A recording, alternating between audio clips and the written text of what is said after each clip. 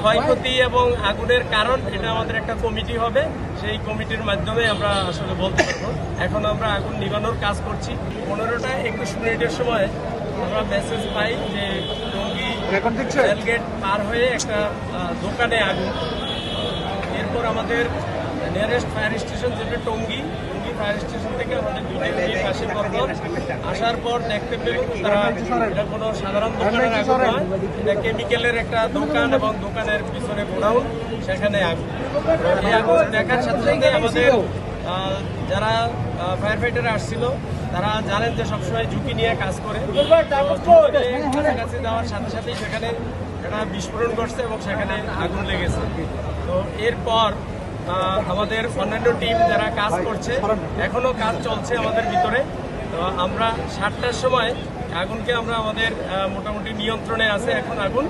যেহেতু কেমিক্যালের আগুন, এটা একবার মনে হচ্ছে যে পুরাই নিয়ন্ত্রণ, আবার মনে হচ্ছে যে আবার আগুন জ্বলবে বা জ্বলছে এরকম।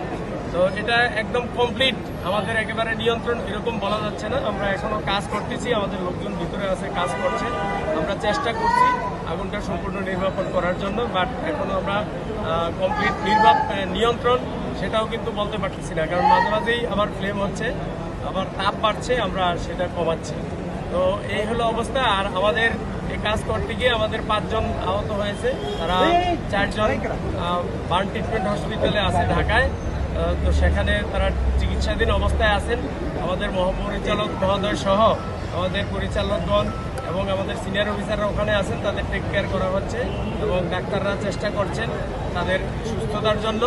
তো এই হলো মোটামুটি অবস্থা। এরপরে আমরা পরবর্তীতে আপনাদেরকে বলতে পারবো যে আসলে কি হচ্ছে। যেহেতু কেমিক্যাল আপনারা জানেন, এখানে অনেকক্ষণ যাবতে আমরা কাজ করছি। এখানে সোডিয়াম বাইকার্বনেট ছিল, এখানে ব্লিচিং পাউডার ছিল, এখানে